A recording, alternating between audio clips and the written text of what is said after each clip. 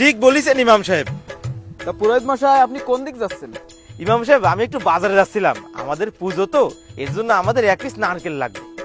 আরে পুরোহিত মশাই, 1 পিস নারকেলের জন্য বাজারে যাওয়া লাগে? আমার বাসায় তো কত নারকেল পড়ে আছে। আপনি মন্দিরে যান, আমি নারকেল পাঠায় দিচ্ছি। ও ঠিক আছে, তাহলে তো ভালোই হলো, আপনি মনে করে তাহলে পাঠাই দিয়েন। আচ্ছা ঠিক আছে।